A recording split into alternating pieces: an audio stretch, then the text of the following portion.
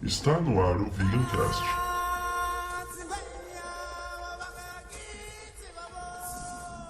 Do VeganTube.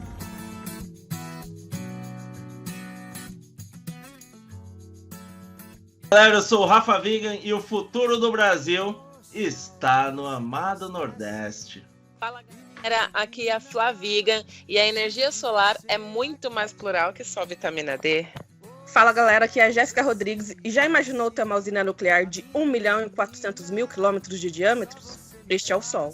Fala galera, aqui é o Thiago. As mudanças bioclimáticas já estão batendo na nossa porta. E aí, vamos começar a se mobilizar? E veganos, hoje nós vamos bater um papo sobre um assunto muito importante para o veganismo. Hoje nós vamos falar sobre fontes sustentáveis de energia com painéis solares. Vem com a gente bater um papo com o vegano Thiago Alcântara. Ô Thiago, você é vegano ou vegetariano, cara? Desculpa. Eu sou vegano. Ah, maravilha! Vem com a gente bater um papo com o vegano Thiago Alcântara para aprender sobre essa maravilhosa tecnologia e entender como podemos aplicar ela em nossas vidas. E-mail.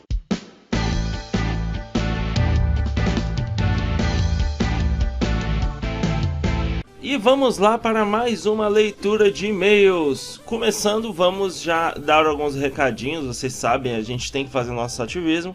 Então já quero começar falando com vocês sobre o nosso apoio às ONGs e santuários que ajudam na causa animal.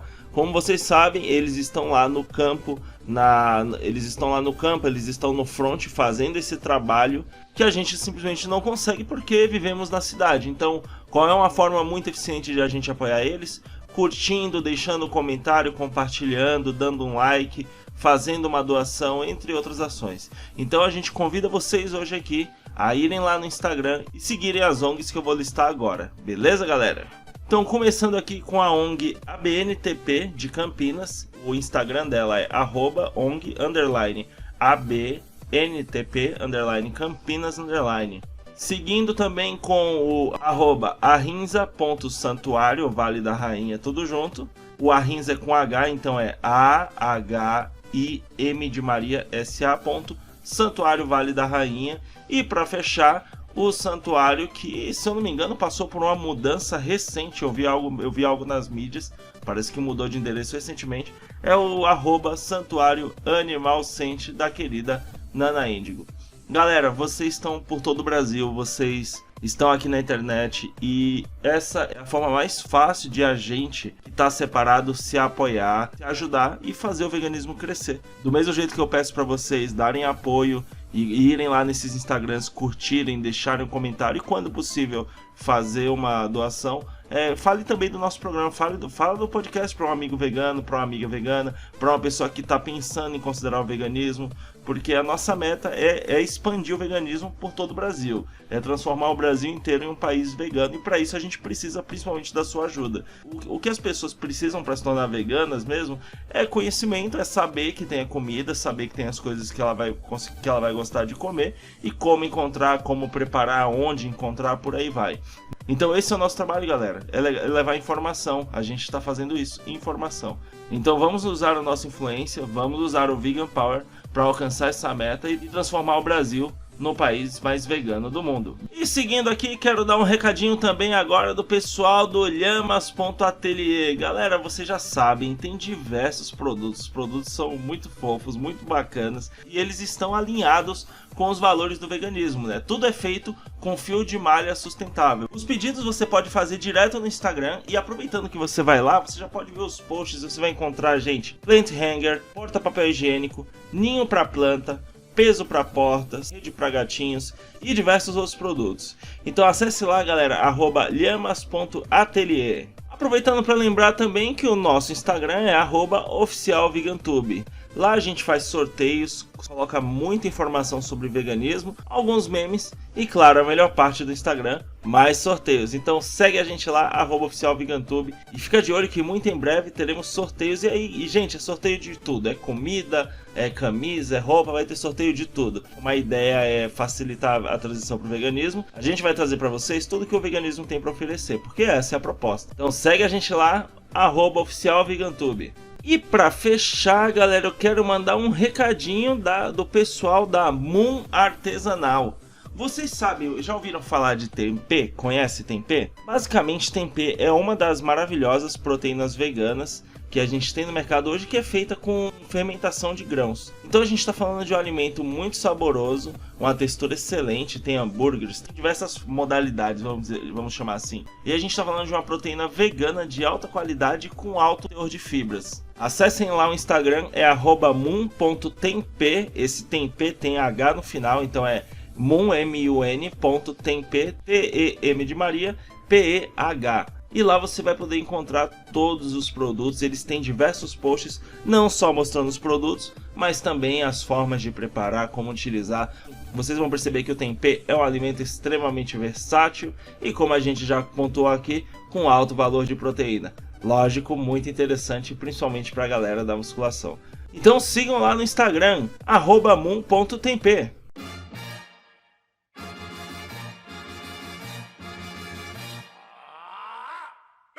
Vamos começar falando do basicão, do principal, eu diria, que é o sol, essa fonte maravilhosa de energia e, sei lá, tudo de bom. Se não fosse o sol, né, galera, não tinha nada aqui, não tinha vida, não tinha comida, não tem nada. Nem vitamina D. Tá todo mundo morrendo aí de... O que é câncer? Câncer, não. O sol também é complicado, que ele dá o câncer de pele, mas ele também dá vitamina. A gente não pode... Você quer melhorar, você toma uma dose de remédio, você não vira o vidro. Exatamente, isso é perfeito. Na verdade, você não toma dose de remédio nenhum, você quer melhorar, você se alimente sempre bem, com constância. Coma vegetais, coma vegetais. Aproveitando esse gancho do que vocês falaram, como todo mundo aqui é vegano, galera, falando em dores e doenças e tal, dor de cabeça diminui absurdamente quando a gente melhora, né, a alimentação, né? Sim, muito. Olha, eu tinha muita, né? O Rafa lembra. Eu tinha bastante dor de cabeça antes e era qualquer coisa, dor de cabeça. E realmente, eu nem tinha parado pra pensar nisso, mas nesses 2 anos que eu tô vegana, a quantidade de dor de cabeça diminuiu bastante. E os odores corporais, vocês já pararam pra pensar nisso? Ai, gente, eu já pensei Muda nisso. muito, né? Muda. Ô, amor, fala sério, o meu punzinho nem fede mais, né? O certo é se dizer, se cria vergonha na sua cara. Vida de casal, galera, vida de casal. Mas bem, vamos lá, vamos falar um pouquinho sobre o Sol, essa estrela maravilhosa, a luz do dia. A gente tem até religiões aí em volta dele e, assim, merecido, porque como a gente tá falando aqui, gente, se não fosse o Sol, não tinha nada. O Sol, ele tem mais ou menos aí um diâmetro de 1.392.000 quilômetros. Ou seja, se você pegar o Sol e botar ele de frente, pegar uma régua para medir de uma ponta a outra, dá essa distância aí, tem que ser uma régua muito grande. É tão potente, galera, que assim, o Sol ele é uma fonte tão poderosa, né, que a Terra recebe a cada metro quadrado, por cada metro quadrado da Terra, a gente recebe uma potência aí dele de 1.400 watts. Que seria o equivalente a 14 lâmpadas de 100 watts, daquelas incandescentes, né? A superfície radiante do Sol, ou fotosfera, tem uma temperatura média de 5.800 Kelvin. A quantidade total de energia emitida da superfície do Sol é de aproximadamente 63 milhões de watts por metro quadrado. Cara, é muita coisa, é absurdo. O Sol, ele é tipo... Ele é uma reação nuclear, né, por implosão, né, por não suportar a sua própria massa gasosa. E essa implosão é o que a gente assiste, né? E essa energia que a gente tem é o subproduto dessa... Gente, me ajuda, é fissão nuclear ou é fusão? Ele faz fissão, não é? Eu não lembro. O Sol faz fusão mesmo. Fusão. Porque são 2 átomos de hidrogênio. Eu corri no Google aqui, ia falar a mesma coisa agora. Eu tava lendo outro dia, eu tava vendo no... eu acho que foi Discovery Channel, não lembro com certeza. Que a energia que a gente aproveita, que é a que chegou nessa fotosfera, que é ali na camada externa já ejetada do Sol, o átomo que sai ali, libera energia pra gente, ele demora não sei quantos 1000 anos para ele sair do núcleo do Sol, onde está acontecendo esse trabalho de pressão, até chegar na superfície e ser ejetado como calor pra gente. É uma máquina, assim, é um negócio... A máquina celeste, né, cósmica, é incrível. Ô Sol, vê se não esquece e me ilumina. Preciso de você aqui. A Terra recebe 174 pirawatts, não sei, de radiação solar, ou seja, a insolação, na zona superior da atmosfera. Dessa radiação, cerca de 30% é refletida para o espaço, enquanto o restante é absorvido pelas nuvens, mares e massas terrestres. O espectro da luz solar na superfície da Terra é mais difundida em toda a gama visível e infravermelho e uma pequena gama de radiação ultravioleta. Eu não sei vocês, mas eu já tive uma experiência pessoal com essa tal aí de insolação quando eu tinha uns 13 anos. Eu fiquei na praia tomando bastante sorvetes e refrigerante e esqueci do protetor solar. Galera, criança, né? Esqueci. Cara, eu fiquei doente de um jeito, assim, a pele torrou. Eu não conseguia dormir, eu não conseguia, sabe, nem andar, era muito... Foi uma vez que isso aconteceu com você? Foi uma vez. Isso porque você tem melanina, né, meu amor? E eu que não tenho. Eu tenho um pouquinho. E eu sou de Salvador, né? Devia estar acostumado, não é? Certo? Isso aconteceu aqui em Sampa, lá no Guarujá. Foi um domingo de descuidado no Guarujá. Torrei, mano. Quando eu era adolescente, eu balançava a bandeira na porta de concessionária, não de me pagassem, meu amor, dá licença, né? Porque a gente é da periferia. E aí... nessa, eu tava de camiseta e legging. E a legging, aquelas legging que vai até a canela, assim, e fica um palmo até o tênis, né? Naquele pedaço que ficou descoberto e da camiseta, né, que é mais ou menos do cotovelo até o pulso, que é onde eu tava fazendo o movimento, assim, balançando a bandeira, ficou queimado, porque eu passei o dia todo, né, na frente da concessionária ali, naquela paredona, né, batendo aquele sol pá, aqueles carros passando... Aquele calorzão de fevereiro. Nossa. E aí eu voltei para casa com várias bolhas. É legal. No dia seguinte eu acordei com... Já tava ardendo e no dia seguinte eu acordei com várias bolhas. Ai, já tô toda ardida. Mas o legal é que, olha só, problema do caralho, né? Você trabalhou, aí você ficou doente, você, por causa do trabalho, já tinha o dinheiro para tratar a doença. Capitalismo. Olha que maravilha. É mais ou menos isso. Eu trabalho no telhado, né? No sol, 8 horas por dia. Imagina essa situação. E Thiago, você tá no Rio, né? Sim. Aí 40 graus. Aí é embaçado o calor. A gente teve aí uns anos atrás, por causa do... Você conhece Arnold Classic, essas feiras? Sim. Era aí no Rio, veio pra Sampa, mas era aí, né? E a gente ia pra ir, pegava um apartamento, alugava, tipo um Airbnb da vida, pra ir pra feira e, cara, aí é um calor inacreditável. Duas coisas do Rio, o calor e o trânsito, hein? Mano, eu achava que São Paulo tinha trânsito, rapaz. Na semana retrasada, eu medi a temperatura do telhado, mais ou menos na altura do meu joelho. Só pra ter uma ideia, porque eu senti que tava muito quente o meu sapato. E bateu incríveis 58 graus na altura do meu joelho. O sol bate, reflete nas telhas metálicas e, enfim, potência pura, né? O sol, vê se não esquece e me ilumina. Preciso de você. Gente, agora vamos visitar um pouquinho da história, porque, como sempre, né, é legal a gente conhecer o que aconteceu no passado, para entender por que a gente está aqui hoje, por que as coisas avançaram ou não avançaram, né? Tem vários fatores que interferem nesse tipo de cenário. Novas tecnologias, novos produtos, por aí vai. Então, falando um pouquinho de história, origem da energia solar fotovoltaica, beleza? Cara, gente, isso começou lá em 1839, com a descoberta do efeito fotovoltaico por Alexandre Becquerel, algo assim, tá? Ele deve ser francês, não lembro, não sei. Porém, a era moderna da energia solar baseou-se no processo de dopagem de silício por Calvin Fuller e na criação da célula solar moderna por Russell Schumacher Hall, em 1954. Então, gente, a gente consegue ver aí que demorou praticamente 100 anos para esse conceito ele tomar forma.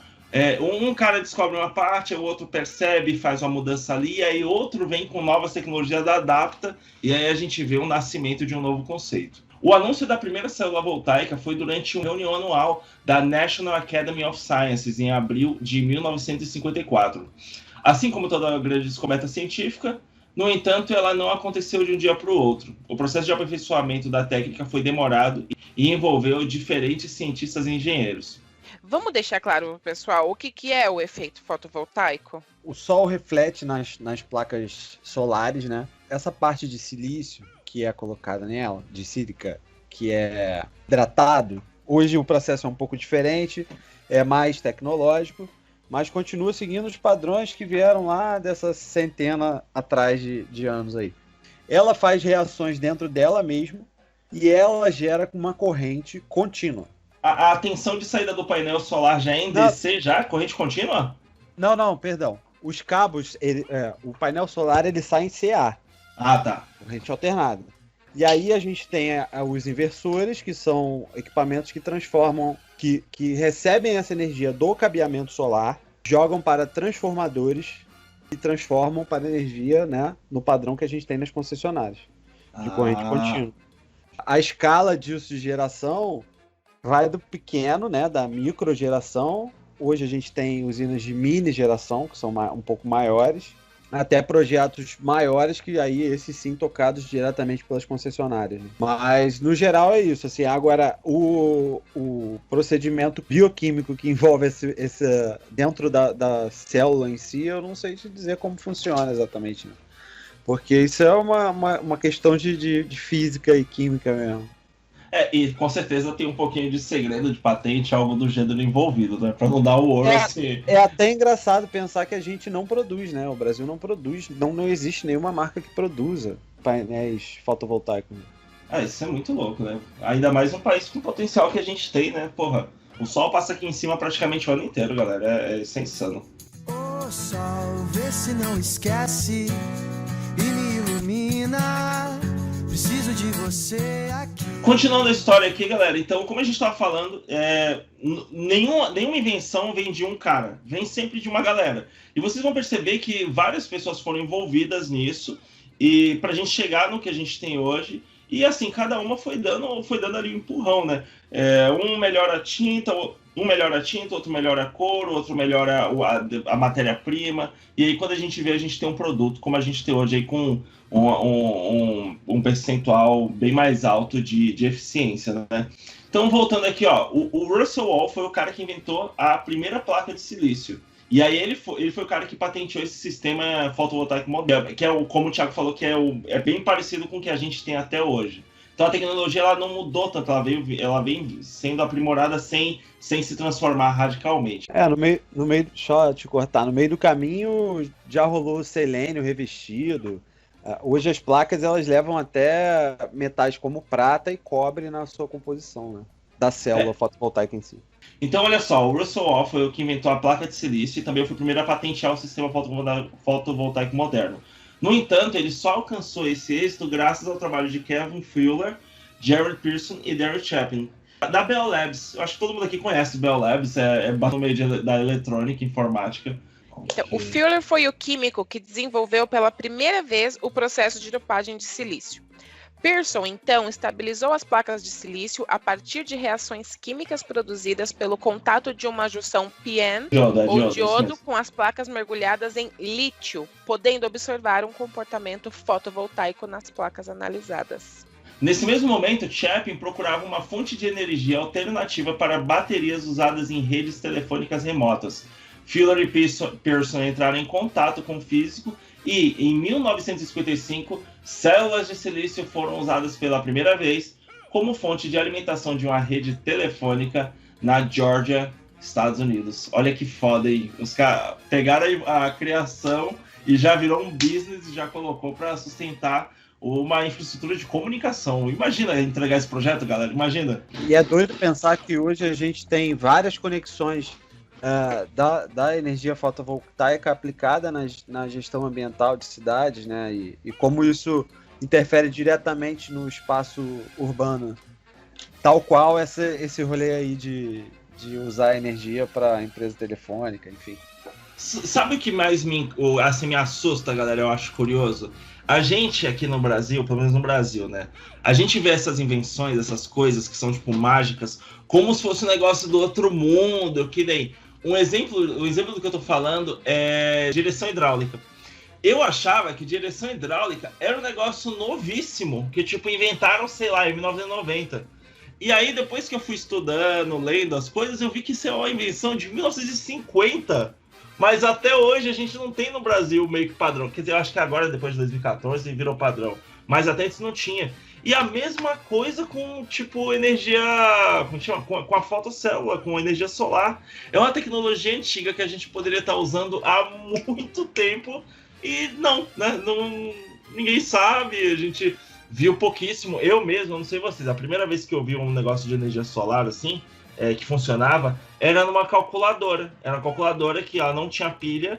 Para ela funcionar, você botava no sol assim, aí dava um tempinho assim, tipo 6 segundos. Ela acendia e você podia mexer. É mesmo, nem lembrava dessa Parece mais que é calculadora, criado mas para verdade. ser uma. Parece que é criado para ser uma coisa bem separatista mesmo, né? Porque assim, o custo real mesmo de produção, os materiais não são tão caros, ou eu tô groselhando, assim, tanto quanto o da direção hidráulica, quanto o da energia fotovoltaica. Mas eles, como é uma coisa nova, né? Eles ficam sempre dizendo, é novo, é caro, é elitizada, aí também pela pouca demanda, aí colocam o preço lá em cima. Mas o real é que nem é, né? A gente... É meio que isso e mais um pouco, né? Não é de interesse das concessionárias que vendem energia que você produza a sua própria energia ou que você, de certa forma, tenha um desconto na sua conta, um abatimento. Isso para eles não é interessante. A gente está falando de um grande lobby energético, né? Isso. Mas é que assim, tipo, o Rafa falou da direção hidráulica lá de 1950. Cara, 1950, a gente já são 70 anos aí, né? A gente tá em 2020 e ainda a direção hidráulica pra gente é um item de luxo, né? Não é um item, tipo, que deveria ser básico em todo carro. Assim como, sei lá, vidro elétrico, essas coisas. Parece que são criações separatistas, né? Fica isolado, né? É igual que nem o ar-condicionado. Se vocês fossem chutar, vocês diriam que foi inventado quando? 1920, 1950, 1980? O ar-condicionado. Eu acho que uns 1930, não sei. E aí, Jéssica, o que você chuta? Não olha no Google. Já? Eu colocaria uns 1900, talvez. 1906. Caraca. É um negócio antigo, gente. Mais de 100 anos já. Eu tô quietinha aqui porque eu tô procurando naquele material que eu mandei pra vocês o custo de produção de energia solar. O valor de produção de uma placa ou da energia em si? Da produção da placa mesmo até o processo de instalação. Assim, eu sei de falar de cabeça agora o tempo de pegada ecológica da produção de uma placa em função do quanto ela produz. Show. E é bizarro que a gente fala sobre energias sustentáveis e renováveis e são coisas distintas. Então, assim, lógico que eu sou muito a favor do emprego da energia fotovoltaica, né? É um método muito melhor do que a queima de combustível fóssil e outros que deterioram muito mais o meio ambiente, mas não é um tipo de energia sustentável, ela é renovável. A produção da placa, ela consome em grande escala água, minério, e ela demora aí cerca de 5 anos e meio para se pagar ambientalmente, cada placa. Agora na Europa, que o rolê da energia fotovoltaica já tem mais tempo, porque começou na ponta de lá, que você tem empresas se especializando em reciclar esse material, mas hoje a gente não tem. Então, assim, a gente tem um custo ambiental altíssimo, diluído no decorrer aí da durabilidade da placa, que é de 25 anos. Daqui a 25 anos a gente vai precisar achar soluções para o que a gente está plantando agora, né? É doido isso, né? Que a gente começa a entrar num paradoxo, assim. Sim, sem falar na produção dos componentes, né, e da placa, que a gente depende da China, que usa energia proveniente de combustíveis fósseis para produzirem a placa de energia solar. Gente, peraí, a gente tem que ir com calma. É muito problema pra gente arrumar, calma.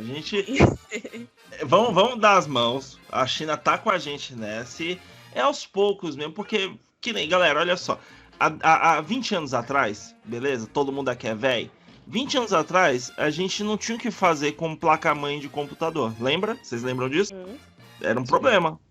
Mas aí hoje que eu falo é 15 anos, 10 anos atrás, viu, galera? Hoje a gente já sabe que dá para fazer uma reciclagem com fenolite, extrair os minerais, extrai o ouro. A placa-mãe tem ouro na placa-mãe, porque o ouro é um ótimo condutor elétrico, galera.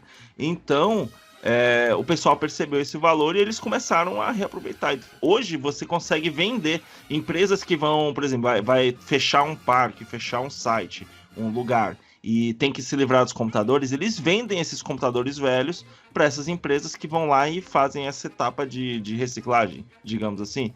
Então eu acredito que em pouco tempo, conforme o mercado se regula, pouco tempo também, 10 anos, 15 anos, conforme o mercado se regula e a gente tem mais produção, mais pessoas usando painéis solares, naturalmente vai aparecer de algum lugar, provavelmente na China também, um sistema de reciclagem e reaproveitamento desses painéis, porque o material ele tá todo lá, ele só precisa ser renovado de alguma forma. Eu não sei de fato como a tecnologia funciona, mas o que eu quero dizer é que existe material rico na composição do produto.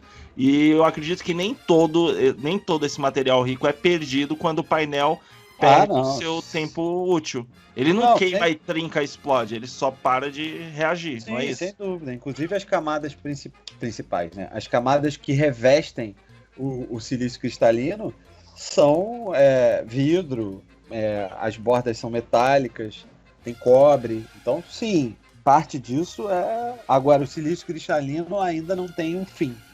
Ele ainda não, mas quem sabe um dia a gente não consegue. Ele não estoca, ele não tem a energia fotoelétrica, ela não estoca, né? Fotovoltaica, perdão. Então, como é que funciona à noite? Ela não tem... Ela não tem geração se não tiver energia solar, não. Se não tiver radiação. Então, ela não é uma energia que a gente possa usar com constância. Ela é uma energia de... reativa, ela só tem se aparecer. Se não aparece sol, não tem resultado, é isso. Isso. Aí você tem que combinar ela com outras tecnologias.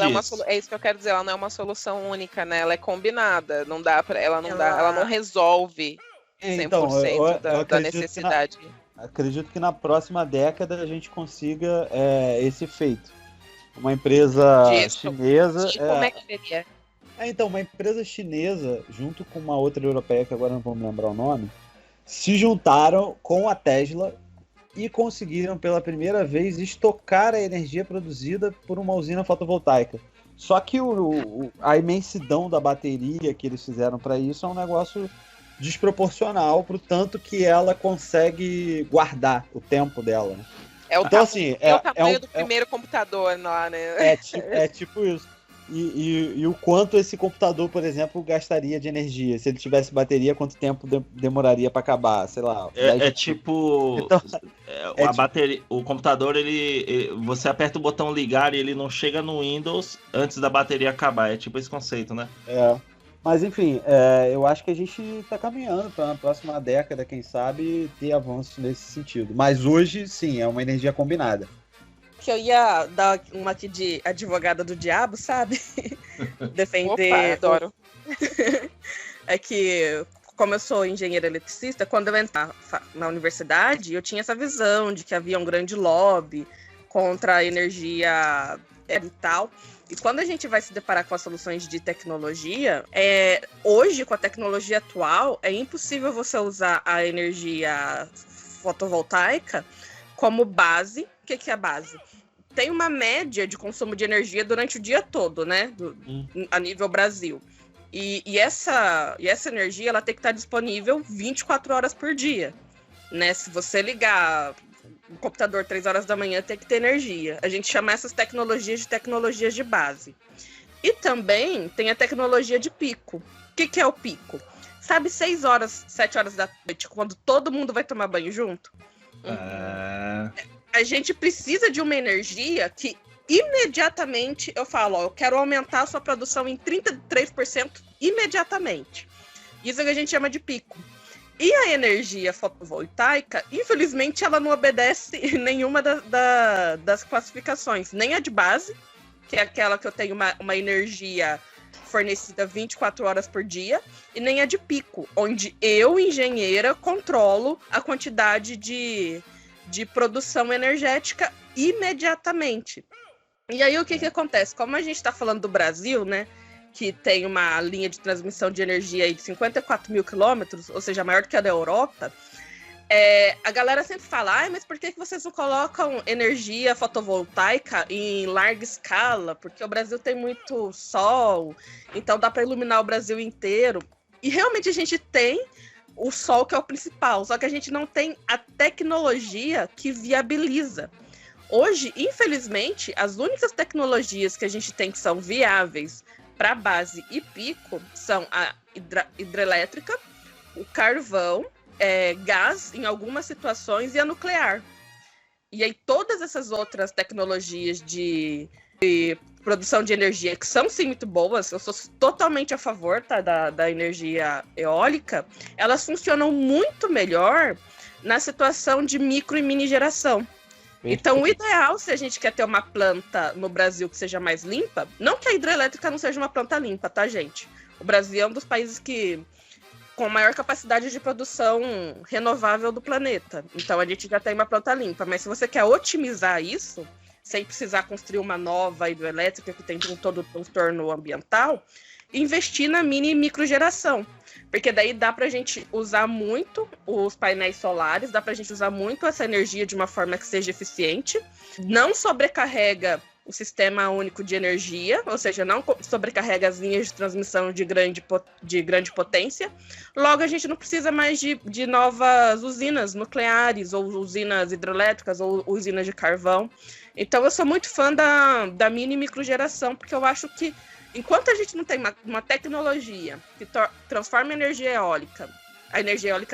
energia fotovoltaica numa energia de base ou de pico, a gente tem que encará-la como uma energia intermitente. Aí a gente tem que investir na mini e microgeração. Perfeito.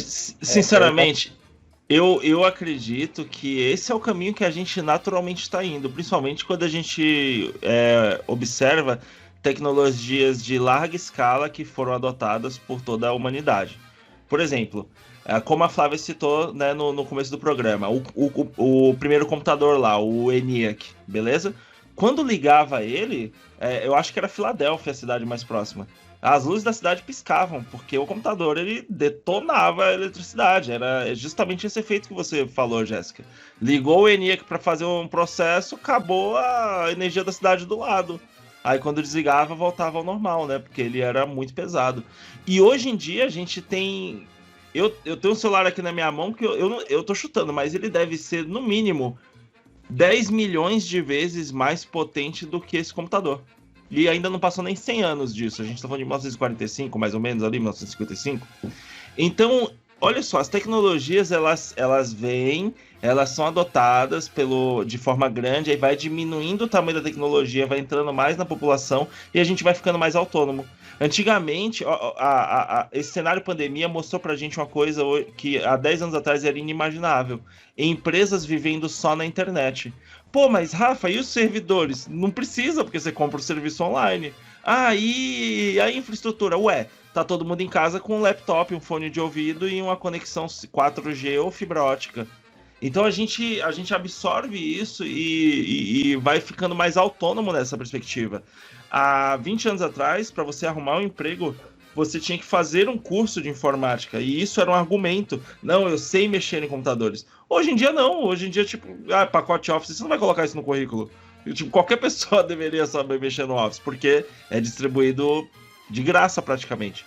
Então eu vejo que na minha visão, esse seria o curso natural da humanidade. A gente ter nosso próprio painel solar em casa, nossas próprias conexões, e a gente meio que somar com o coletivo dessa forma, puxando menos, extraindo menos energia da grande rede de distribuição, e a gente até retornando energia também, porque vai ter momentos que a gente não vai conseguir aproveitar tudo isso.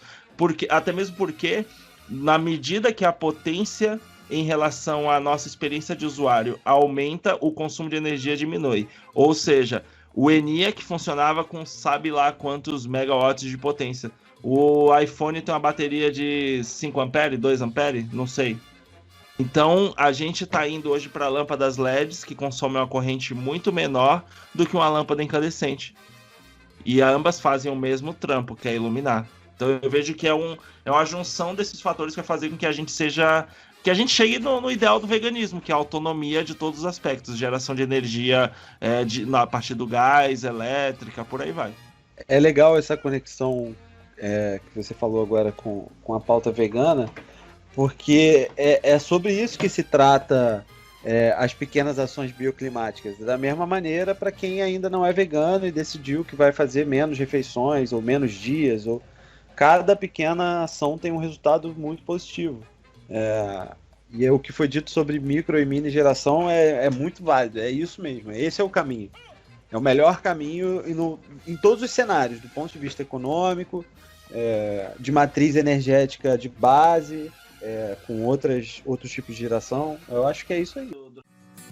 O sol, vê se não esquece e me ilumina.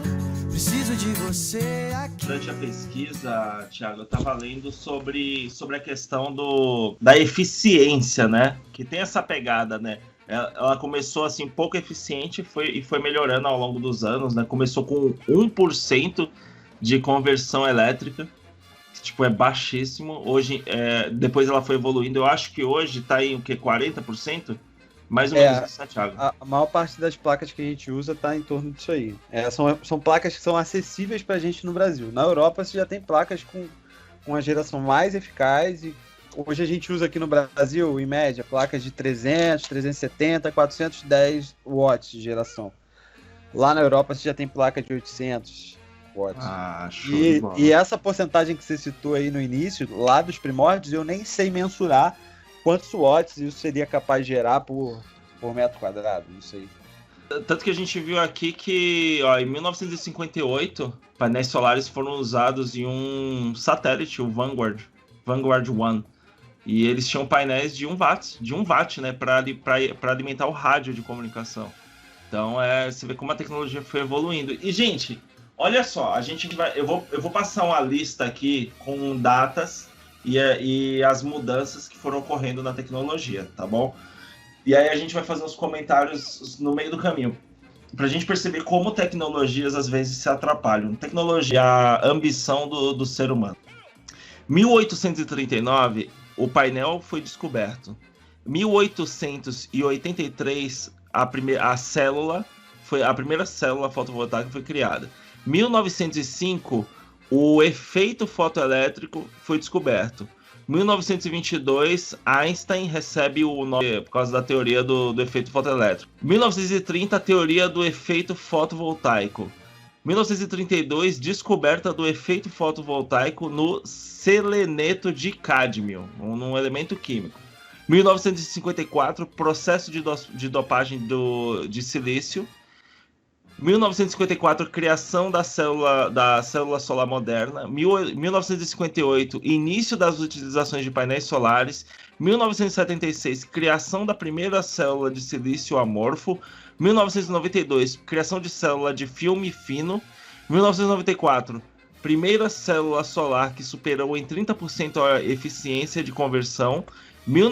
Olha esse ponto aí, 30% de eficiência de conversão só apareceu em 94. Exato. E olha, hoje a gente aí em 2020 com 40% de conversão. Quer dizer, demorou-se bastante para a gente chegar nos 30%, evoluímos rapidamente para 40%, no ponto de vista assim, considerando todo o histórico toda a timeline. Sim.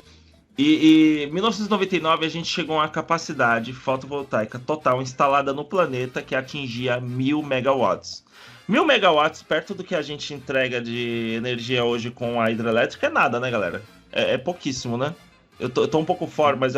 Não sei dizer quanto produz uma usina termo nem hidrelétrica, sabe? Sim. A maior usina aqui em São Paulo, aqui no Brasil, fica no Piauí.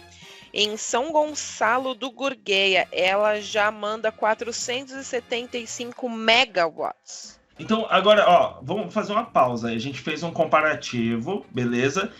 E a gente contou de 1839 até 99. Mais ou menos aí 160 anos, né, galera? Mais ou menos? Sim. 160 anos.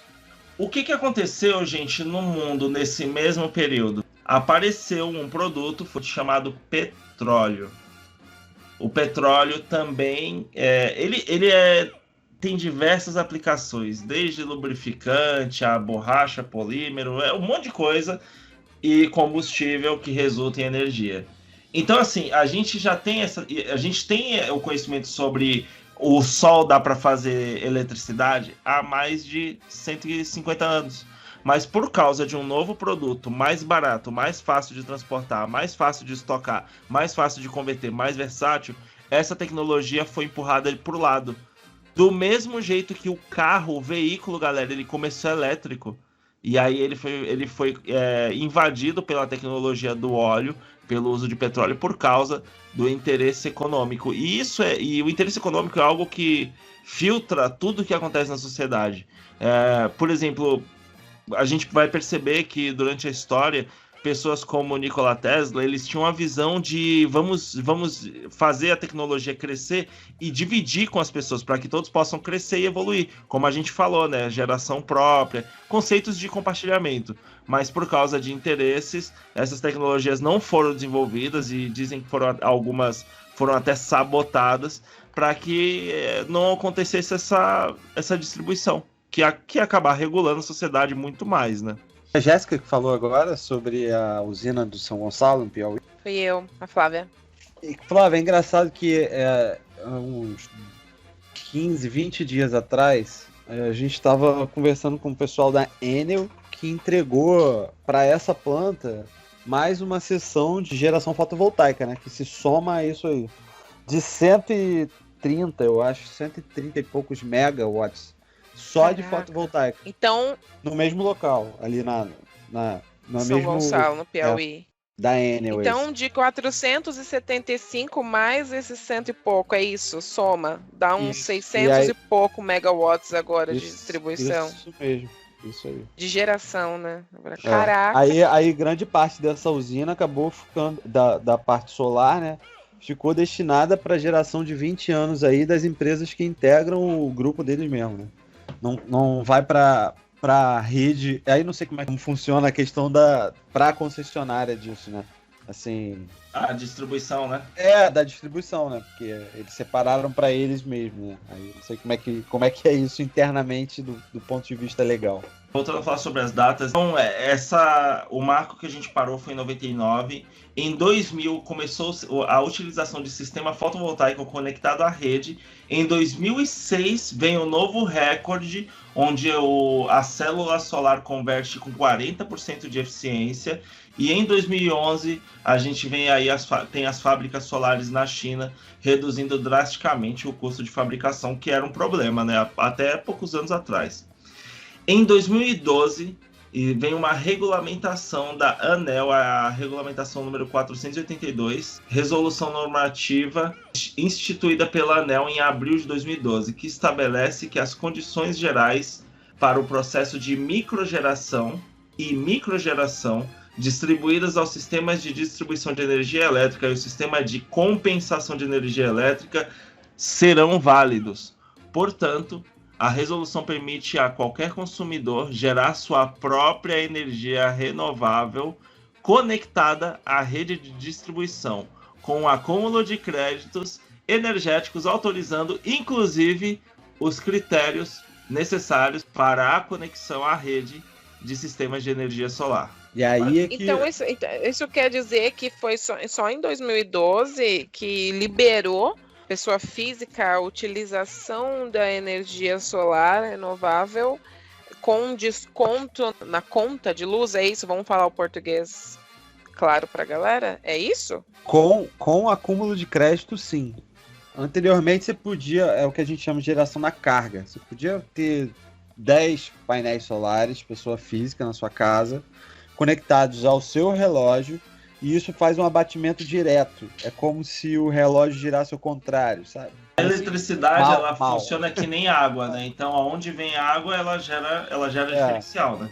Então, na carga já era permitido. Agora, você exceder esse limite para gerar créditos e acumular só depois de 2012. E aí é que começam as empresas a criar processos de micro e mini geração para geração distribuída, que é o que a gente chama. Aí a galera viu o ouro, né? Porque isso quer dizer, galera, que assim, você pode ter uma conta de luz que é 0, né? Não vem nada. Isso é maravilhoso. Se você não usar à noite. Não, amor, é justamente o contrário. O que é o seguinte, a energia é fabricada de qualquer jeito e ela é distribuída pelos fios aí. Se você usar 500 energia, mas o seu painel der conta também de 500 energia, a concessionária olha para você e fala, tamo junto, você jogou de volta para a rede, tipo, deu 0-0. Mas ela garante, mas o sistema, a infraestrutura que a gente tem, garante que você tem energia o tempo todo. Exatamente. Então ele faz um negócio chamado load balance. E aí, isso é muito da hora, porque imagina que a gente, sei lá, vai ter uma região que tem uma necessidade maior porque tem um trabalho voltado à computação de alta performance, aí precisa de muita eletricidade. A concessionária consegue dosar melhor esse fluxo de energia e uso de forma mais segura para todo mundo no fim das contas e mais eficiente, é show de bola. É um toma lá da cá perfeito. Exatamente. É bem por aí mesmo. Então não tem essa. Você não pode usar de noite. Não. É isso. Sistema de compensação e geração de crédito. Lógico que o consumidor. Eu vou considerar aqui o pequeno consumidor. Não é a minha especialidade, mas o pequeno consumidor que tem uma geração na sua casa, ele ainda vai pagar a menor taxa possível para a concessionária. Então, assim, na região daqui, pelo menos, Enel e um pouco Light no Rio, isso gira em torno de R$100. E aí você pode gerar o que você achar que deve gerar dentro desses conceitos que depois foram criados em outra normativa de 2015 de micro e mini geração. Né? Mas enfim, dentro disso você pode gerar, abater na sua conta, mas você vai continuar pagando a tarifa mínima. Isso aí não tem para onde correr. Mesmo que você produza mais do que você utilize e você gere crédito, você continua pagando. Aí eu assim, acho ruim ainda, tipo, né? Mas, cara, olha só, e quem passou os fios? Exatamente, né? É esse tipo de coisa que... E mais do que isso, porque isso você paga diluído no tempo, e quando você também pede uma ligação nova, você também está pagando por isso. Mais do que isso é você ter a energia disponível full time. E aí era o que você estava falando. Eu preciso usar o meu computador 3 horas da manhã e isso vai estar disponível. E isso tem um custo, né? É o preço da disponibilidade. Hoje, falando de outras tecnologias, galera, a Amazon faz isso, gente. Você, que nem, imagina só, eu sou um gênio, eu sou um cara genial e eu preciso de um computador mega animal, assim, foda, um computador quântico quase, para eu fazer os processos do trabalho que eu estou desenvolvendo. Só que eu sou um ser humano, eu não tenho dinheiro de uma empresa, eu não tenho uma infraestrutura de uma empresa, eu sou uma pessoa só, que tem conhecimento. Eu posso ir na Amazon hoje e também com dinheiro, mas é diferente essa relação, eu posso comprar um espaço num servidor deles e comprar potência. Não, Amazon, me dá aí um computador com, eu preciso de tanta potência, tanto de RAM para o trabalho que eu vou fazer é pesado e eu vou fazer um render aí, enfim. E eu preciso desse espaço, eu quero comprar. É meio que a mesma coisa, a gente ter liberdade para usar as coisas de uma forma mais eficiente, é muito bom, é maravilhoso. E todo mundo está fazendo isso. Porque hoje em dia o desenvolvimento ele é individual. É isso, o quanto o processo evolui e como isso vai estar disponível para você o tempo todo, que já veio da rede, é que gera essas coisas. Mas é importante você ter de onde buscar as soluções, né? Eu vejo, sinceramente, a gente falando assim sobre energia renovável e tal. Thiago, hoje em dia, tudo que a gente tem, tudo que a gente conhece, está diminuindo o consumo de corrente. Você também, você trabalha com eletrônica, elétrica, você deve ter percebido isso também, não é?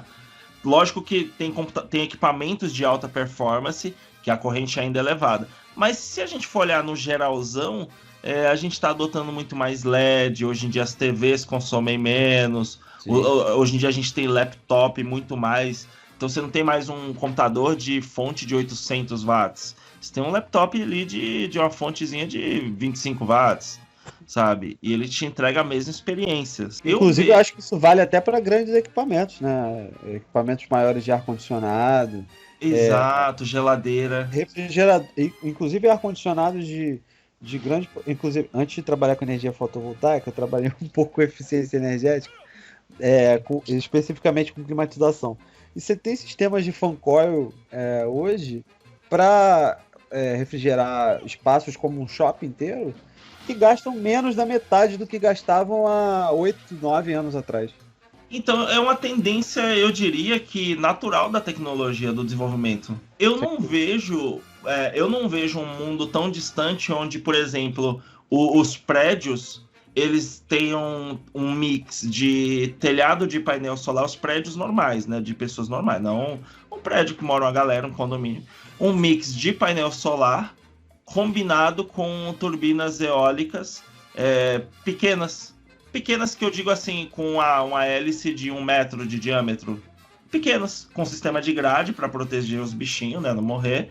E ela fica ali o dia inteiro girando e tomando vento e alimentando uma bateria. Quanto mais a gente evoluir no processo de performance mesmo, de geração energética desses pequenos núcleos, solar, eólico, de biomassa, que é muito legal também, e os equipamentos eletrônicos e elétricos forem consumindo menos, mais essa realidade se torna possível. E aí isso entra numa outra discussão que muito me interessa, que é como isso se comporta na composição da cidade. É um outro universo, assim, de essa dinâmica de verticalizar as coisas, colocar mais prédios, e aí isso gera, enfim, é uma discussão maior sobre como o urbanismo se comporta diante dessas evoluções. A gente vai ter uma nova era na arquitetura, né? Porque exatamente. A gente se move pela eficiência em muitas coisas, né?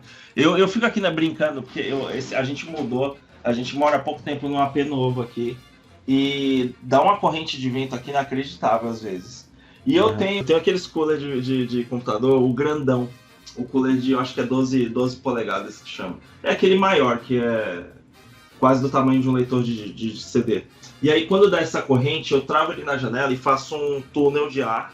E ele fica lá, ele girando, eu encaixo no meu multímetro. Eu não sei quanto ele dá de corrente, mas de voltagem, ele chega a picos de 5 volts às vezes. Gente, isso daí, dependendo da corrente que ele entregue, já é o suficiente para carregar um celular. E hoje em dia, todo mundo tem um celular. Então eu fico olhando essas coisas, tipo, eu fico ensaiando na minha cabeça o futuro, sabe? Todo mundo com sistemas de geração eólica, painel solar nas janelas, nas telhas. Eu acho que é por aí. Vai ser um negócio muito mais brincar de Lego na vida do que comprar uma máquina, um negócio gigantesco, saca? Inclusive, você falou das telhas, a ANEEL, no mês passado, liberou a utilização de telhas com células fotovoltaicas, e a Eternit começou a produção não, né? A conexão de uma coisa com a outra aqui no Brasil, para já entregar as telhas, aquelas que a gente conhece de padrão colonial. Maravilhoso! No meio delas já tem mini plaquinhas de geração. E aí uma telha aterrissa na outra e faz o contato ali quando repousa na outra e vai descendo o cereal, é isso mesmo? O desenho dela é um pouco diferente, eu não sei como é que são as conexões disso, né? Isso é muito novo, isso é agora mesmo. Show! Mas ficou interessante, do ponto de vista arquitetônico, eu acho incrível, porque a gente consegue uma solução estética legal com isso. Porque isso é outra coisa que a gente fica brigando o tempo todo, né? É bom até que ponto a gente consegue encaixar isso de maneira positiva na composição da cidade. Porque as placas fotovoltaicas, elas também são reflexivas. Você também tem vizinhança, você precisa de um estudo de impacto de vizinhança. Então, tem outras questões envolvidas nisso.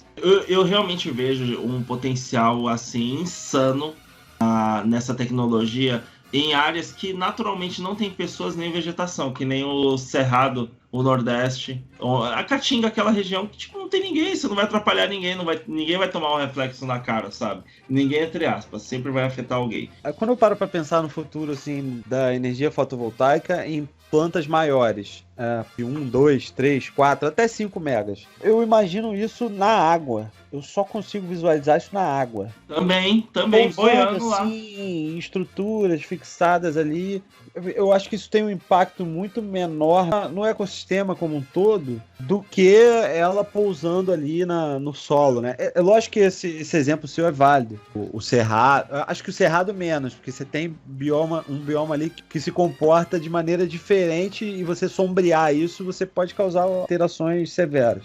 Não, assim, eu falo sempre da perspectiva de entre alagar, entendeu? Vamos alagar tudo? Não, eu acho ótimo, eu acho válido. E inclusive a gente tem diversas situações também de vazios urbanos que isso é altamente aplicável. Hoje eu nunca fiz uma usina solar e eu já entreguei, agora eu tô partindo para minha 31ª planta, eu nunca entreguei nenhuma feita em solo. Todas elas são em telhados de galpões. E parabéns pelos projetos, cara. É uma área que tá aí para tomar sol e chuva, cara. Então não tem por que não aproveitar aquilo, né? Já tá lá. Você pega uma zona industrial dessa aí, quantos galpões você tem?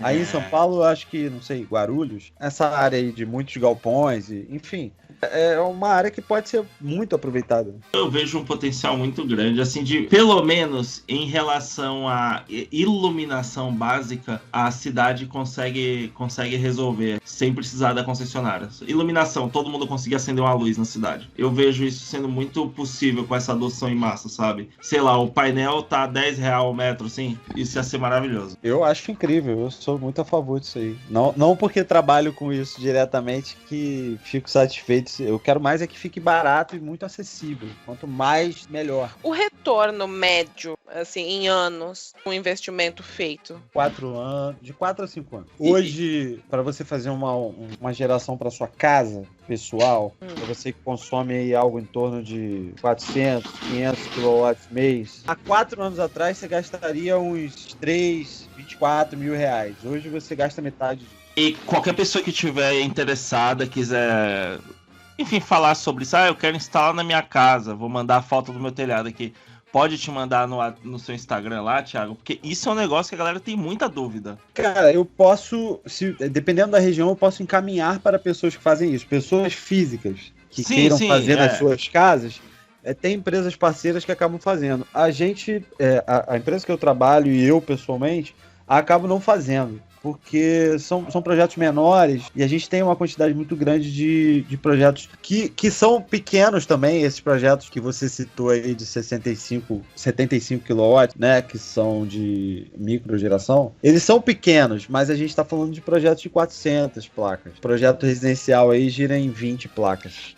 Mas eu posso repassar, eu conheço bastante gente que faz. Já ajuda, é isso. A gente ajudando já tá bom. O sol, vê se não esquece e me ilumina. Preciso de você aqui. E como é que funciona o processo em regiões mais frias? Onde não tem tanta... Tipo o período, assim... onde o período solar, no sul mesmo do Brasil, onde o período solar é menor e é menos intenso. Olha, eu só trabalhei até hoje com plantas aqui no estado do Rio, né? Instalei para o sul. Mas, no geral, eu acredito que seja a mesma dinâmica da Europa. Você continua tendo... Embora você tenha uma radiação solar... Intenso. Uma radiação solar menos intensas, você tem que compensar isso ou na quantidade de placas ou na placa escolhida, que é a tecnologia um pouco mais avançada, né, de geração melhor. É exatamente isso que eu queria saber.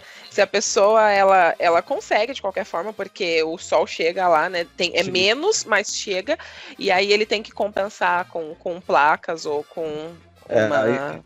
Exato. Isso é verdade. Inclusive, porque a pessoa tá aqui ouvindo o nosso podcast, ela é lá do sul, ela acha super interessante, mas aí, né, a gente tem que sanar essas dúvidas. Inclusive, você me fez pensar numa coisa que eu nunca tinha pensado.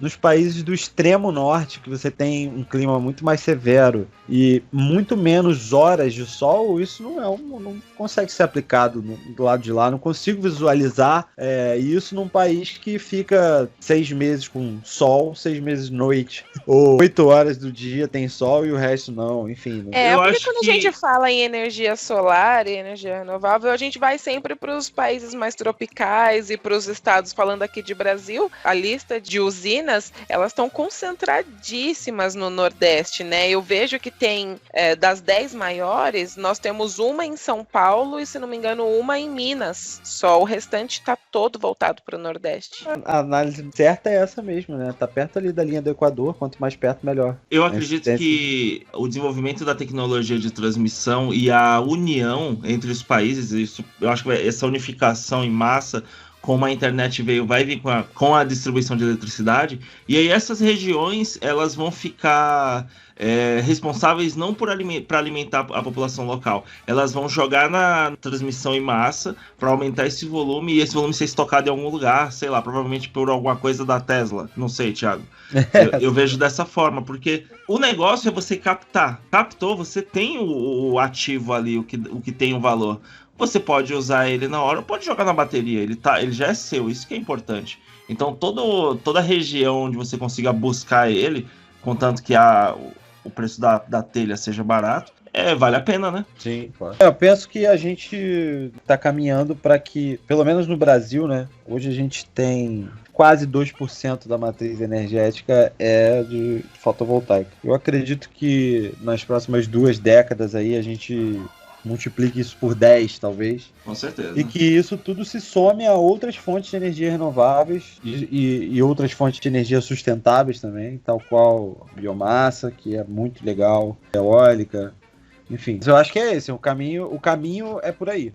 Hoje o que eu tenho visto é isso. A gente tem feito muitos projetos para empresas que querem ocupar os telhados que estão lá, né, utilidade para além do cobrir da chuva, para gerar para eles mesmo, e usinas pequenas de microgeração de 75K, elas são usinas mais fáceis, as concessionárias gostam mais, porque são alterações menos severas na rede, porque se você faz uma usina maior, você tem que pedir uma alteração na rede, enfim. Aí funciona para os dois lados, e isso é ótimo. Falando sobre o seu comentário, né, sobre essas faixas de potência, a gente teve, para finalizar as ocorrências sobre energia solar, galera, em 2015 teve uma resolução normativa número 687 pela... É ANIL ou ANEEL? Como é que fala? ANEEL? Como é que é? Eu falo ANEL só, eu como e fé. ANEEL, visando aprimorar a RN 482, que foi aquela de 2012, a ANEEL determinou que geradores com potência até 75 kW seriam considerados microgeração de energia fotovoltaica, enquanto geradores acima de 75 kW e menor ou igual a 5 MW seriam considerados mini. Dando uma referência, né, para mais próximo da pessoa comum, como ela vai ser tratada na perspectiva da lei, né, em relação à geração de energia. Com certeza isso mudou o panorama de instalações e expansão de painel solar, né? Total, inclusive no que diz respeito à tipologia dos equipamentos importados, né? Eles passaram a vir limitados em função desse fator multiplicador, né? Então assim, vou fazer uma usina. Antes você conseguiria, levando em consideração o padrão internacional, inversores, que são aqueles equipamentos que transformam a corrente alternada em contínua, que não seguiam mais ou menos essa regra. Então você tinha inversor para usinas de 80K, e aí você já passou, você já está logo ali, você fica no 75, mantém a microgeração, e aí você entra em outras regras legais das concessionárias, o que facilita o processo. Eu vou fazer uma usina, então vou fazer com 2 inversores de 35, vou chegar em 70, enfim, esses fatores multiplicadores mudaram até a dinâmica dos produtos que hoje são fabricados e que vêm para o Brasil. O sol, vê se não esquece e me ilumina, preciso de você aqui. Parece não haver um símbolo tão brasileiro quanto o sol que brilha para nós.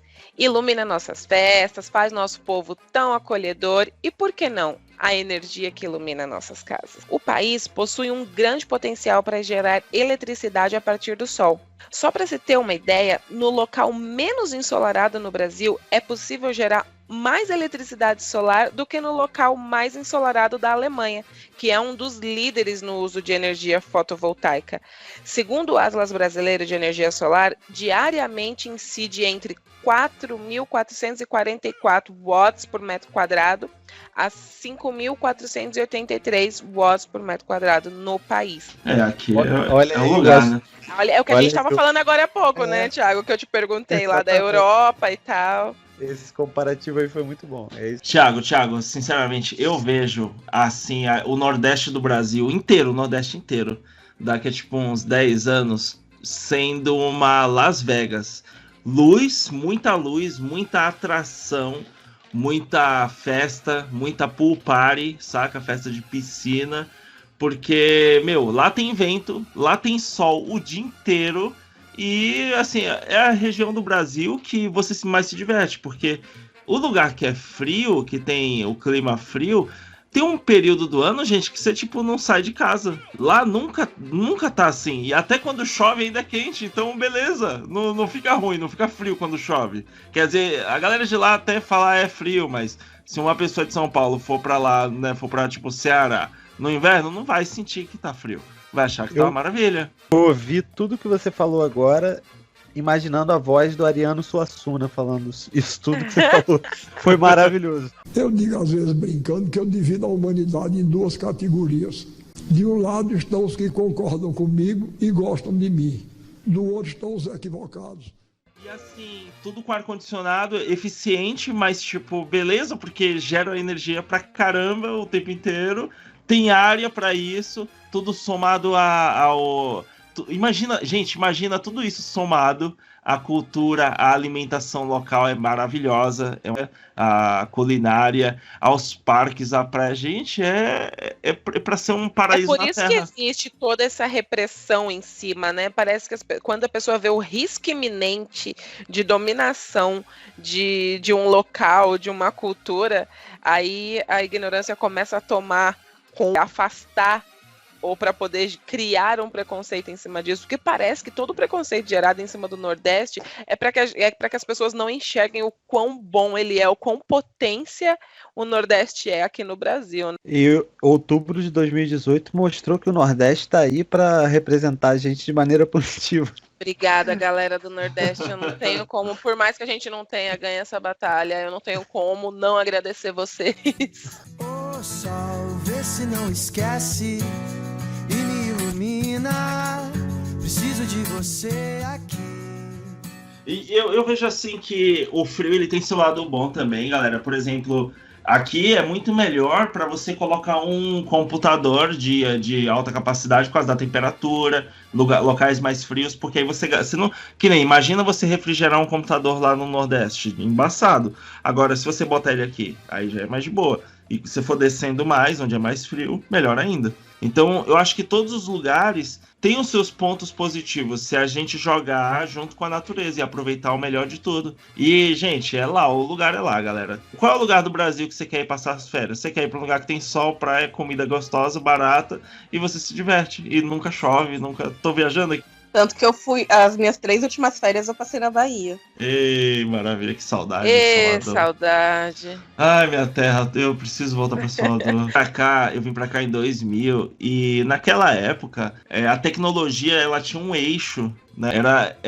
Entrava no Brasil por São Paulo, acho que mais por Santos e também pelo aeroporto, e aí ia distribuindo. Então era muito louco, porque, tipo, Salvador tá mais perto dos Estados Unidos, da Europa e da África do que São Paulo. Mas as coisas chegam em São Paulo e, tipo, 2 anos depois de chegar em Salvador, eu achava isso absurdo. Aí, quando eu vim pra cá, eu percebi isso. Falei, eu tenho que estar lá, eu tenho que ir pra lá, porque eu vou ter mais chances de desenvolver minha carreira, de aprender coisas, porque chega mais lá. Mas, caraca, que clima ruim, mano do céu, eu não aguento mais o inverno, eu não aguento mais, eu odeio o inverno. Aqui no Rio a gente nem tem isso, né? A semana passada teve um dia que fez 18 graus e eu pensei em não ir trabalhar, casaco, casaco, meia, 18 graus. Tá muito Meu frio. Deus do céu, eu vou morrer. Meu Deus do céu, o cara pensou em não ir trabalhar, desculpa. Não, 18 graus não dá, tá doido. Não dá, 18 dá. graus, não dá. O que você quer, monstro? Não vai dar, não. Que não vai dar, pai? Não vai dar essa porra, rapaz. Saí de casa, comi pra caralho, porra. Salvador é frio assim... Pô, 25 graus é frio. Já tá, tipo, incomodando. Assim, ó, lá o normal é 35, 37 é normal, você acostuma. Então 25 já tá, assim, estranho. Você já mostra os dentes pro clima. E aí, quando eu cheguei aqui, que, tipo, chegou o inverno, bateu 12 graus, aí eu... Sabe quando bate aquele arrependimento, cara? Que você fica amargando, olhando na janela a chuva, o frio horrível. Eu falei, mano, o que eu fiz na minha vida? Por que eu vim pra esse lugar frio, gelado? Cara, era horrível. E aí eu tava surfando, eu tive que parar de surfar, porque eu não aguentava entrar na água do mar. Não dava lá em São Vicente, não dava, não. Eu coloquei a roupa de borracha, saca? O neoprene. Mas não dava. Um frio absurdo. Então, assim, eu vejo que os dois, né? Os dois pontos. Não é que aqui é horrível, aqui tem um lado bom, tudo tem um lado bom. E a gente tem que jogar mais com a natureza, mais com o clima. Energia eólica também. É lá, Thiago, tá pra lá. Sim, é mesmo. Chapado lá. Eu fiz uma viagem há uns anos atrás, e aí nessa viagem eu tava passando numa rodovia indo pra Chicago. E aí era também uma região assim dos Estados Unidos que é tipo tudo plano. Você olha, o horizonte não acaba. Chegou uma hora que o horizonte só tinha catavento, sabe? Torre de energia eólica. Eu esqueci, turbina eólica. Turbina. Era só isso.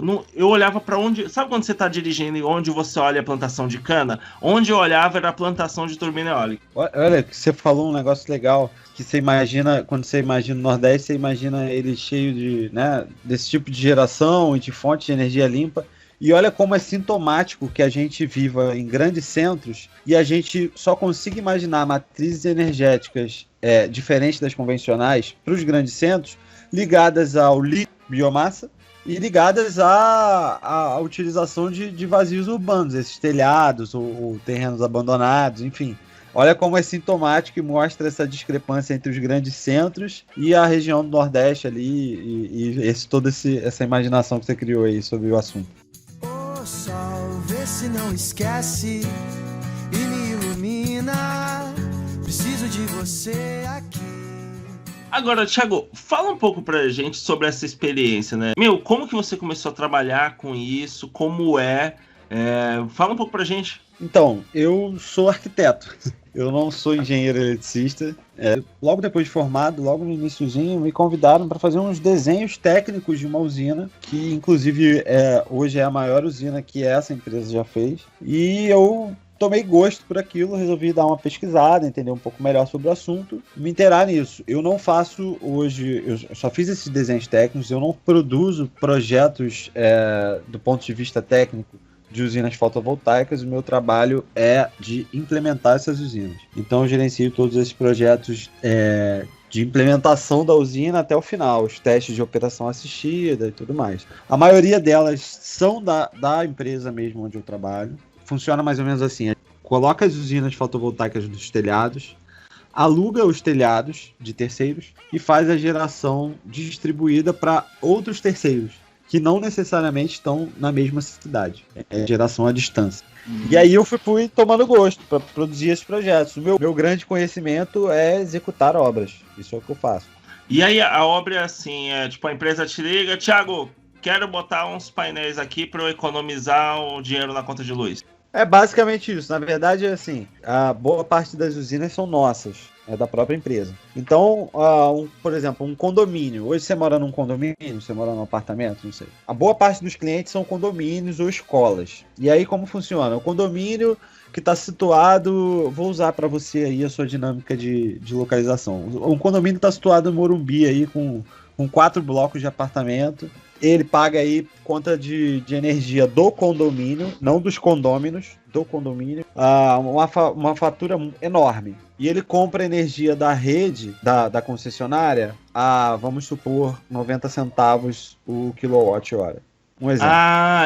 Tem taxas diferentes, né, para consumidores diferentes, né? Sim, mas vamos supor que ele compre nesse preço e ele gaste muito. Eu tenho a minha usina gerando energia. Eu passo a seção da minha usina para ele. Essa conta vai ser abatida na conta dele e ele vai me pagar por quilowatt menos do que ele pagaria para a concessionária. Esse é o grande rolê da geração distribuída. Então, assim, aí o que você faz, alô, Anel, ó, fulano aí pode abater dele tanto que eu gerei aqui e mandei de volta, tá aqui o recibo. Tipo isso e fechou, né? A gente pede a instalação de um relógio na usina. A usina já tem um relógio dela, né? Mas aí pede a mudança de titularidade da usina e tá lá, vai direto pro CNPJ da empresa beneficiária, né? Caramba. Esse é o grande rolê da geração distribuída, né?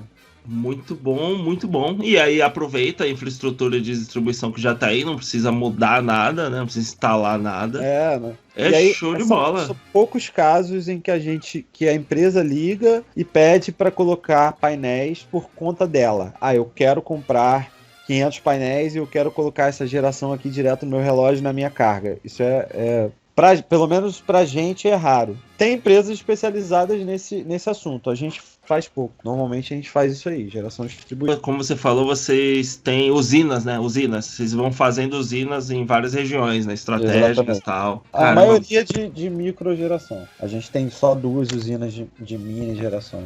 A maioria e como você falou, né? Condomínio, escola. São lugares que usam bastante energia. Tem a quadra. Sim. Vai iluminar a quadra, a energia. Cara, olha que doido isso. Ontem eu tava conversando com um dos nossos clientes. É uma escola. A pandemia, a escola não tá funcionando. Tudo fechado. Tem alguns equipamentos que tem que ficar ligados. Eles se reúnem lá, os professores, para dar as aulas online de lá de dentro do espaço deles mesmo. Então tudo extremamente reduzido e ainda assim ele pagou uma fatura de 20 mil reais de conta de luz esse mês. Uou. Com uma escola fechada. Então você imagina isso em pleno funcionamento. Tem piscina aquecida, né? Condomínio. É bastante coisa. Enfim, mas é isso. Então, assim, eu sou arquiteto, eu fui parar nesse rolê porque eu me interesso demais sobre o que eu vou deixar de legado pro meu filho. Eu me tornei vegano pelo Miguel. Eu trabalho com energias renováveis pelo Miguel. Eu estudo gestão ambiental de cidades e planejamento urbano pelo Miguel. Eu quero deixar um legado diferente para essa geração dele. É por isso que eu tô nesse rolê todo. Essa coisa de mostrar, deixar para os filhos, e eu sinto isso, e é uma missão, né? É meio que uma obrigação nossa, quase, né? Sei lá. É que a gente já é muito vegano, a gente já tá muito no meio, no movimento.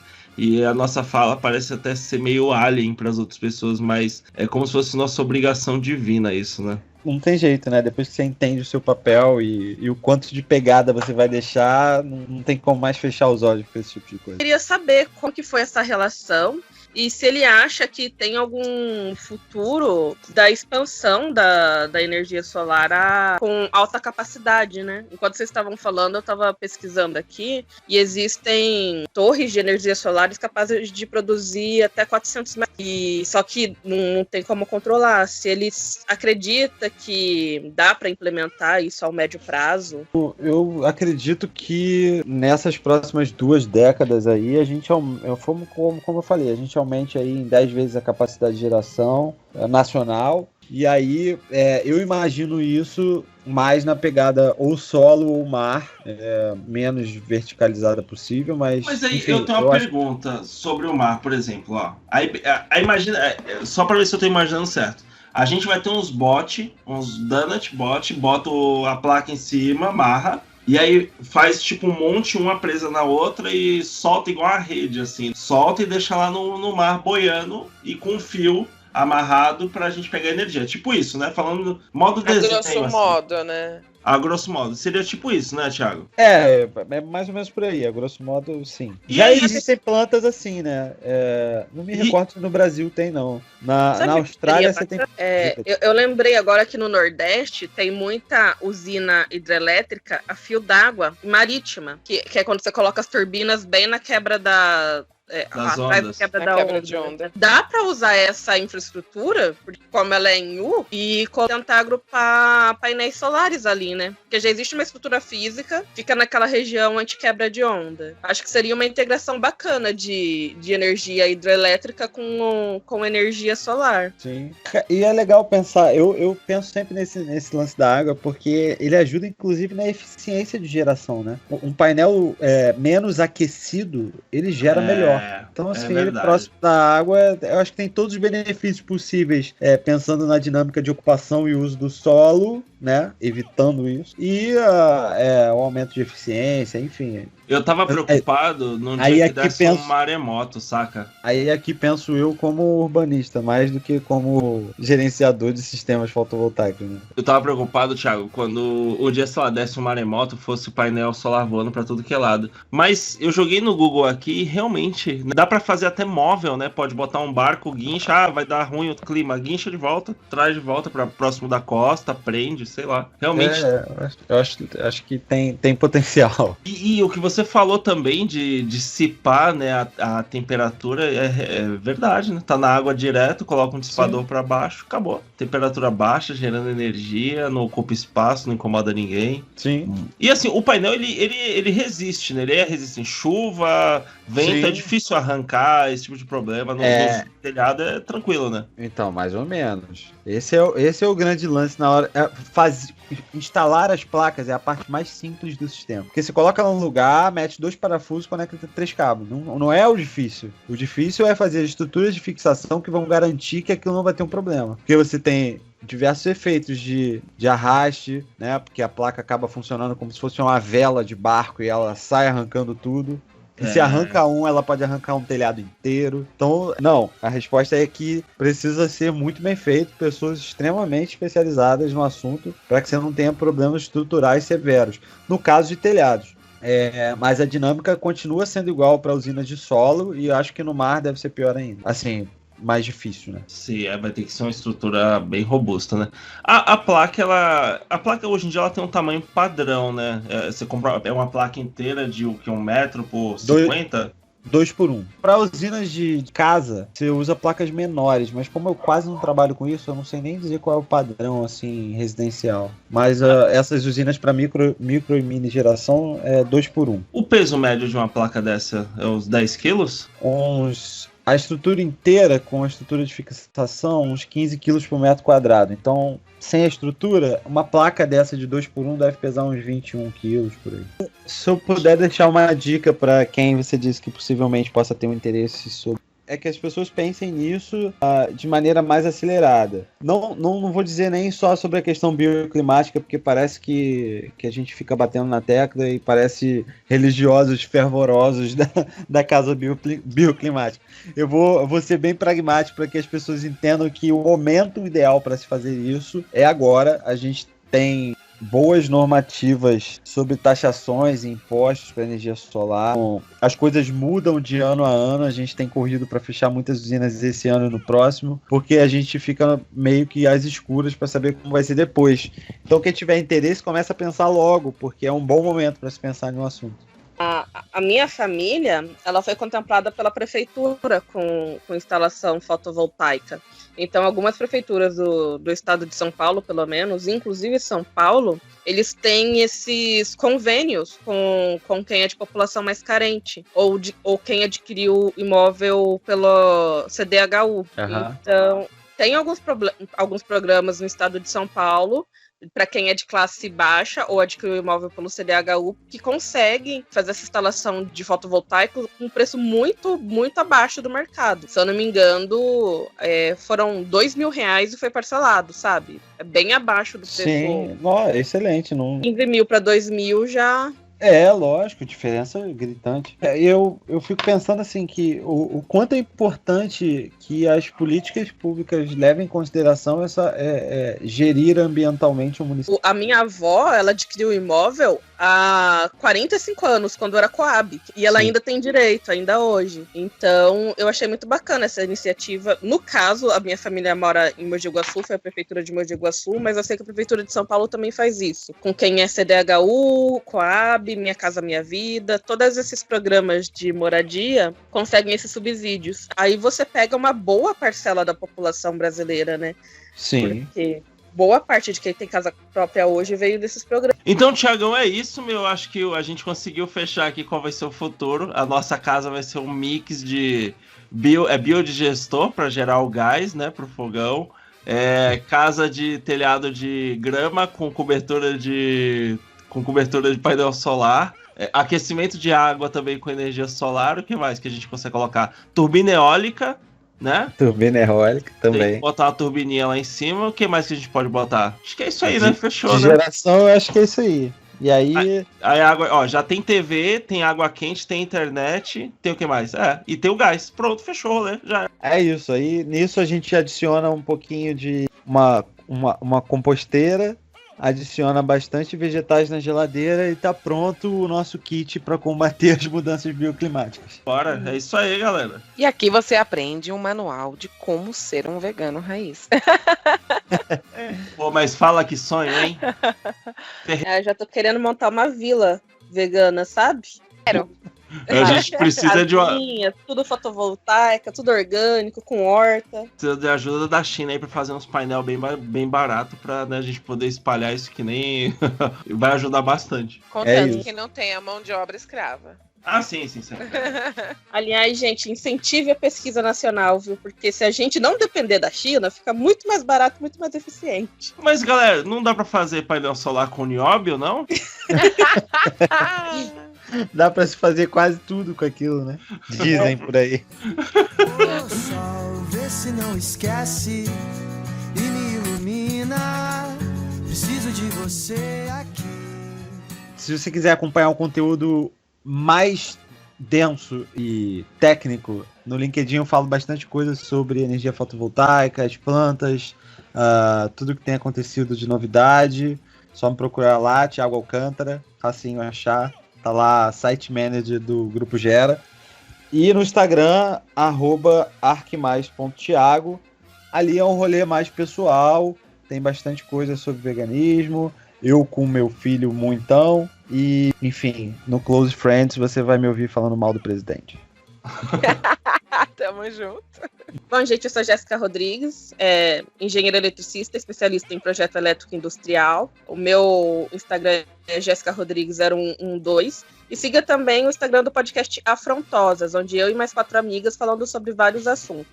É @podcast.afrontosa. E, Jéssica, tá onde o podcast? No Google também. Spotify, Anchor e Google.